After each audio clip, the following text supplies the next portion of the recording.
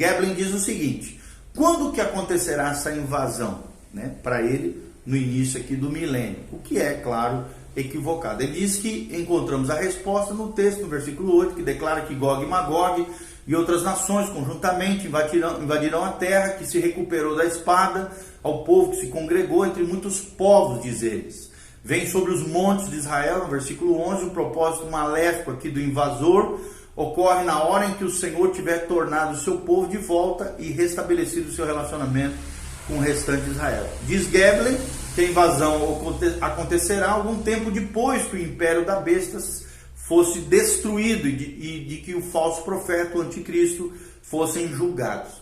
Segundo Geblen, né, na sua obra The Prophet Ezekiel, Miqueias nos diz, né, menciona ele, que este, ou seja, o Cristo, será a nossa paz quando a Síria vier à nossa terra. Tudo isso confirma a história de Ezequiel 38. E nós, pensando um pouquinho no que fala Geblen, Arno Geblen, na sua obra The Prophet Ezekiel, nós mencionamos o seguinte: embora essas passagens citadas pareçam comprovar a tese, né, de Geblen acima mencionados, que nós já mencionamos, alguns argumentos que nós vamos deixar aqui para vocês provam que essa é uma explicação impossível de Geblen, ou seja, a teoria de Geblen deve ser rejeitada. Primeira delas, Ezequiel nos diz que a terra será poluída por cadáveres durante 7 meses. Está lá em Ezequiel 39:12. Então, tal cena parece impossível em vista da purificação que será realizada no retorno do Messias e no estabelecimento do milênio. Jeremias 25:32-33 afirma que o Senhor destruirá todos os ímpios da terra no seu retorno. E isso é ampliado ainda em Apocalipse 19:15-18. Então, parece impossível imaginar que tamanha multidão, como é descrita em Ezequiel, escape à destruição na sua vinda e logo em seguida o enfrente, ou seja, no período milenial. Também o outro argumento que nós trazemos é que em Mateus 25:31-46, todos os gentios são levados perante o juiz para saber quem entrará no milênio e quem não. Visto que nenhum descrente, quer judeu, quer gentil, entrará nesse reino, é impossível imaginar tal apostasia dos santos que pudessem cumprir a profecia de Ezequiel. Outra menção é que Isaías 9:4-5 prevê a destruição de todas as armas de guerra depois do início do milênio, onde os exércitos do rei do norte guardariam então essas armas à luz dessa predição. É o que nós perguntamos aqui e Geblen não tem resposta para isso. Isaías 2:1-4 também declara que as guerras terminarão com a vinda de Cristo e a instituição do milênio. Então, de acordo com Apocalipse 20:1-3, Satanás será preso no início do milênio e assim não estará ativo para gerar tal movimento bélico contra Israel. Então, deve ser rechaçada essa terceira teoria de Geblen, tá bom? Uma quarta teoria é que nós vamos deixar aqui para você também, que outros ainda acabam ensinando, é que a invasão acontece no final do milênio. Ou seja, os que defendem essa posição escatológica afirmam que Gog e Magog de Ezequiel e Apocalipse 28 são os mesmos, né? Gog e Magog do Apocalipse 20 e de Ezequiel 38-39 são os mesmos personagens chamados de Gog e Magog. Isso parece, né, uma impossibilidade aqui dentro do que nós estamos pensando a nível de escatologia. Vamos deixar aqui para você essa impossibilidade dessa quarta teoria. Primeiro, que Ezequiel menciona apenas uma coligação do norte nessa invasão. Já em Apocalipse, as nações da terra estão reunidas em conjunto. Em Ezequiel também, uma segunda destaque que nós damos, não há menção específica à ação de Satanás, nem a seu aprisionamento por 1000 anos antes da invasão, embora ambos já sejam ressaltados em Apocalipse. Um terceiro argumento seria que o contexto de Ezequiel mostra que essa invasão ocorre antes da instituição do milênio. Já em Apocalipse, o milênio já dura 1000 anos, quando a rebelião acontece. Quarto destaque que nós damos, que impossibilita essa quarta teoria, é que em Ezequiel os corpos dos mortos exigem 7 meses para serem retirados, conforme relatados em Ezequiel 39:12. Já em Apocalipse 20, versículo 9, é dito que os mortos serão devorados pelo fogo para que não precisem ser retirados. Um quinto destaque que nós damos aqui contra essa quarta teoria seria que em Ezequiel a invasão é seguida pelo milênio, conforme nós vemos no capítulo 40 a 48 de Ezequiel. Já em Apocalipse, esse acontecimento é seguido pelo novo céu e nova terra. Então, certamente, a nova terra não pode ser de maneira concebível aqui, seria corrompida, né, por cadáveres insepultos durante esses 7 meses no milênio. Seria uma irracionalidade, uma impossibilidade. Então, baseado nessas considerações que nós trazemos aqui para vocês, torna impossível a aceitação dessa quarta teoria, né, no que tange a hora da invasão. Tá bom? Então, finalmente, acredita-se, uma quinta teoria aqui que nós vamos trazer para vocês, seria que a invasão acontecerá no meio da 70ª semana, e parece haver aqui várias indicações de que essa é a invasão da Palestina pelo rei do norte, no meio da semana profética, que dispara o ataque satânico contra o povo com quem Deus está tratando. Quem é que está tratando? A nação de Israel, como nós já mencionamos em vídeos posteriores, e também está relatado nas Escrituras, em Apocalipse 12, de 14 a 17. O primeiro destaque que nós trazemos aqui para você é que essa invasão dessa quinta teoria, que é aquela que nós cremos, tá bom? Ser a melhor, a mais plausível aqui. Essa invasão acontece no momento em que Israel habita a sua própria terra, conforme Ezequiel 38:8. Então não há informação de que Israel poderá ocupar a sua terra até essa realização da aliança feita pelo príncipe que há de vir, o anticristo, de Daniel 9:27. É evidente que alguém, né, dada a sua autoridade como um líder do renascido Império Romano, governo gentílico mundial, busque solucionar a disputa árabe-israelense, dando a Israel o direito aqui de ocupar a sua terra em paz. Então essa invasão virá algum tempo depois da confirmação desse pacto, dessa aliança entre o anticristo e o povo judeu. O segundo destaque que nós damos aqui, dentro dessa quinta teoria, é que a invasão acontecerá quando Israel estiver habilitado e em paz na sua terra, conforme Ezequiel 38:11 menciona. Os que acreditam que essa invasão ocorre no início do milênio interpretam essa paz como aquela prometida pelo Messias. Então não existe nada no texto que indique que essa é a verdadeira paz, né, messiânica. Ao contrário, parece ser uma falsa paz que será garantida pelo anticristo para Israel por meio de uma aliança chamada na Bíblia como vosso acordo com a lei. Em Isaías 28:18 menciona isso. Israel então continua incrédulo com relação a Deus, né, e ao Messias, pois não se tornará nação crente até a segunda vinda de Cristo, onde vai acontecer um grande avivamento, conforme Zacarias capítulo 13. Então essa reunião é apresentada em Ezequiel 37, e é a condição sem vida da nação, é claramente indicado no versículo 8 de Ezequiel 37. Não se pode dizer que Israel estará em paz no final da tribulação, pois a terra terá sido destruída pela invasão, conforme Zacarias 14, de 1 a 3, e o seu povo estará disperso, conforme Zacarias 13 menciona, versículo 8 e 9. Ainda assim, a nação de Israel poderia estar habitando relativamente em paz na terra da Palestina na primeira metade da semana profética, conforme afirma Cooper, né? Ele diz assim: é bem possível que os primeiros julgamentos da tribulação não afetem a Palestina de modo que destruam a beleza e a prosperidade da terra. Um outro destaque que nós trazemos é que no capítulo 38 de Ezequiel há duas expressões que podem indicar a hora da invasão.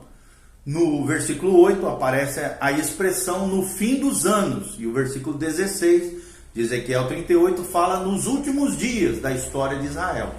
Isso é claro no que se refere aos últimos dias também da igreja, pois Deus está lidando com Israel em sua divina administração no período tribulacional. Então existem várias expressões semelhantes que devem ser esclarecidas nessa altura. O termo último dia relaciona-se ao plano de ressurreição e de julgamento, conforme João 6,39, e João 11:24 e João 12:48. Já o termo últimos dias relaciona-se à hora da glorificação, salvação e bênção de Israel na era do milênio, né, do reino milenial, conforme Isaías 2, de 2 a 4 e Miqueias 4, de 1 a 7.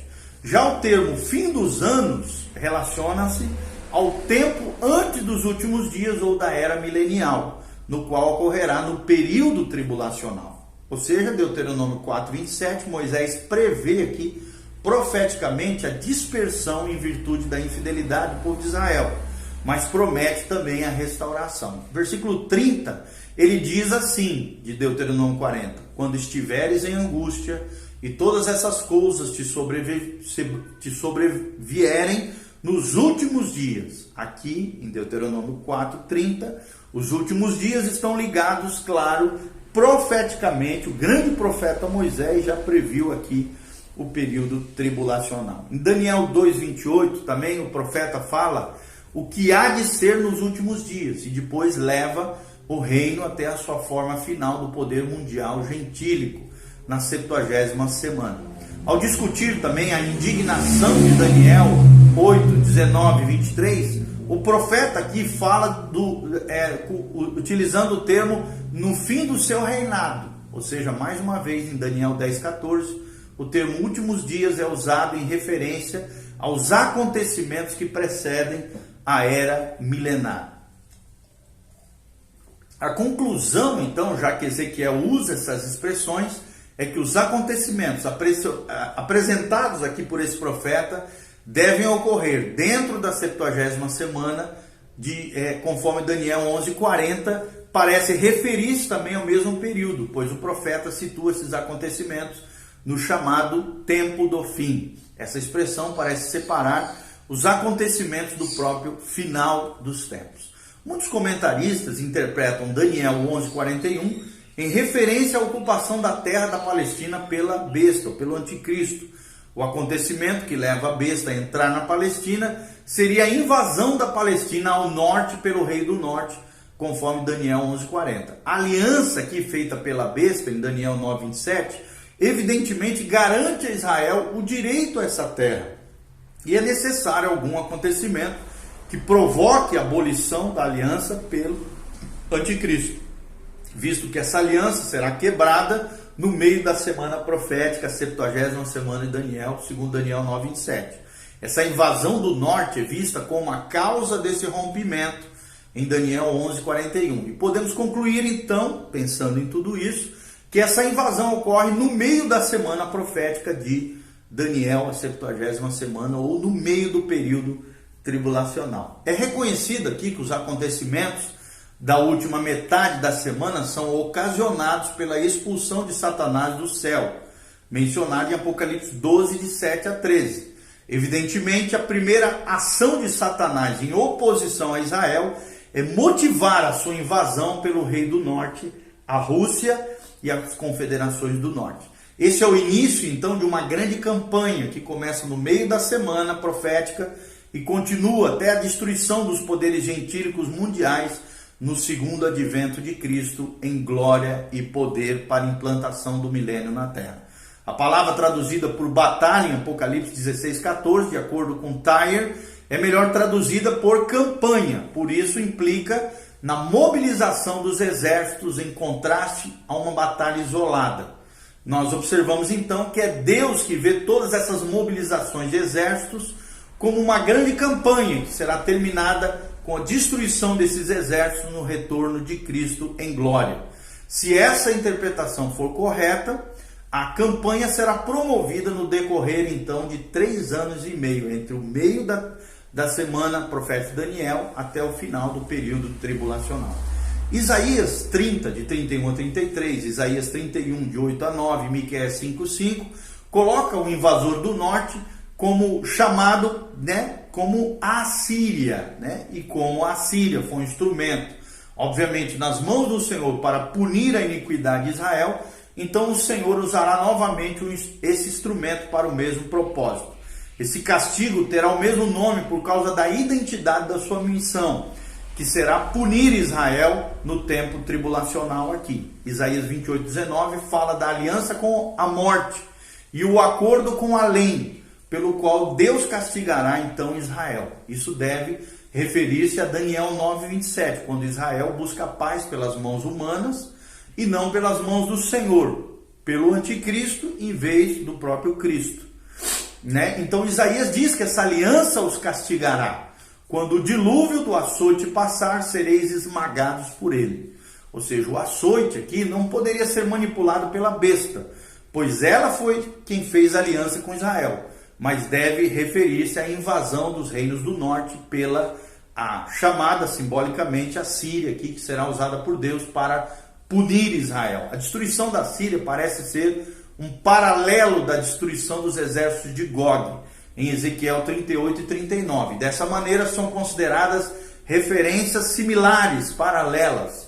Deus não poderia punir Israel por essa falsa aliança antes que ela fosse firmada. Isso nos faz acreditar que tal invasão ocorre em algum momento no meio da semana profética ou do período tribulacional. Apocalipse 7, de 4 a 17, descreve uma multidão de judeus e gentios que serão salvos durante a tribulação. Então alguém pode indagar, né, em vista da intensa perseguição contra qualquer cristão, como é que alguém conseguiria conhecer a Deus nesse período?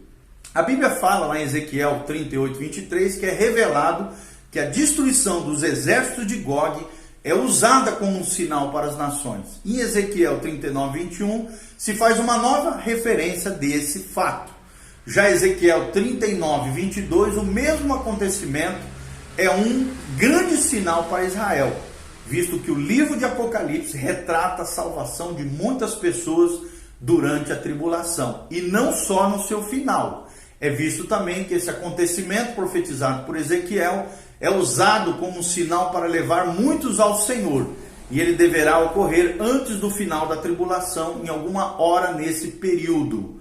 Ou seja, a destruição, tão obviamente oriunda das mãos do Senhor, é usada pelo próprio Senhor para tirar a cegueira de Israel e levar muitos ao seu conhecimento num grande avivamento dentro da nação de Israel. Mencionado lá em Zacarias também 13.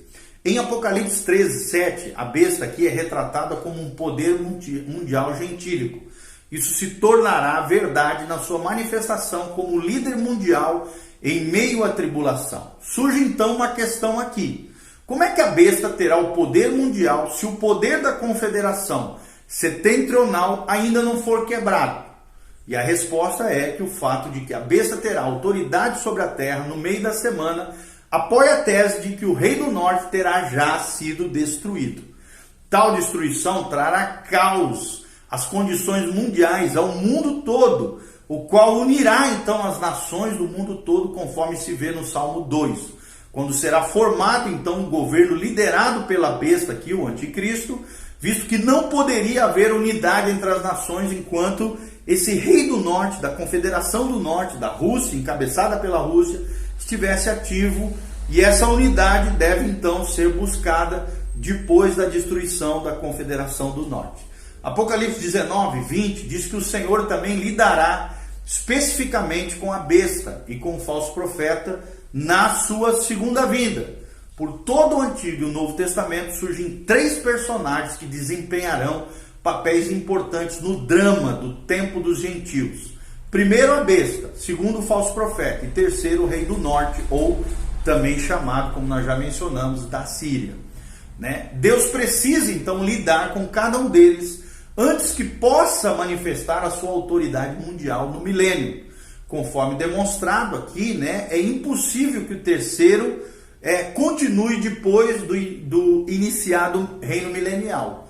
Deus terá de lidar com ele e com seus exércitos numa ocasião prévia, como nós já mencionamos aqui. Então a cronologia de vários trechos importantes que tratam desses acontecimentos, dessa campanha do Armagedon, aparecem apoiar essa tese que nós estamos tratando aqui, a quinta teoria mencionada por nós, baseados em Isaías 30, 31, que tratam da destruição do rei do norte, seguido então por Isaías 33 e 34, pela destruição de todas as nações, e Isaías 35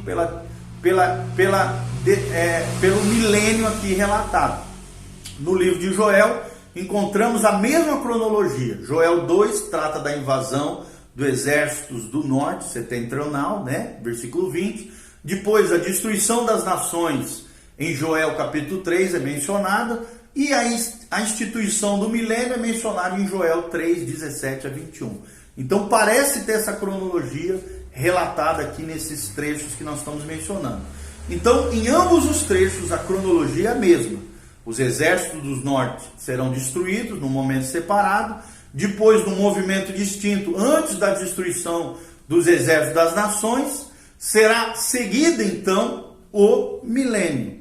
Situar então os acontecimentos no meio da semana é a única posição coerente com a cronologia dessas passagens.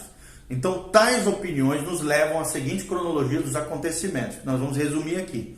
Primeiro, Israel faz uma falsa aliança entre a besta, que é o anticristo, para ocupar a sua terra com uma falsa segurança. Daniel 9, 27 menciona isso. Segundo lugar, desejoso de obter despojos, atacando como presa fácil Israel, e motivado por Satanás, o rei do norte, a confederação do norte, invade a Palestina, conforme Ezequiel 38, 11, Joel 2, Isaías 10, Isaías 30 e Isaías 31. Terceiro momento, a besta quebra a aliança com Israel e invade a terra da Palestina, conforme Daniel 11, 41 a 45. Quarto momento, o rei do norte é destruído nas montanhas de Israel, conforme mencionado em Ezequiel 39. Quinto momento, a Palestina é ocupada pelos exércitos da besta, conforme Daniel 11, 45. Em sexto momento, seria que nessa ocasião ocorre a grande coligação mundial, que forma um governo único liderado pela besta, conforme o Salmo 2 e Apocalipse 13, 7. O sétimo momento, os reis do leste são apresentados contra o exército da besta no Apocalipse 16, 12. Evidentemente, em consequência da dissolução do governo de Gog. E um oitavo momento seria quando as nações da terra estiverem reunidos em torno de Jerusalém. Zacarias 14 menciona isso. E no vale de Josafá, Joel 3:2, o Senhor retornará em glória e destruirá todos os poderes gentios do mundo, a fim de que ele, Jesus Cristo, possa reinar sobre todas as nações. Isso é apresentado em Zacarias 12, de 1 a 9, Zacarias 14, de 1 a 4, Isaías 33, Isaías 63, Isaías 66 e Jeremias 25 e Apocalipse, versículo 20, de 7 a 10, ok? Tudo isso mencionado nesses trechos da Palavra de Deus que nós estamos mencionando para você aí, tá bom? Você que é estudioso, essa então, né, são vídeos que nós estamos fazendo sobre a campanha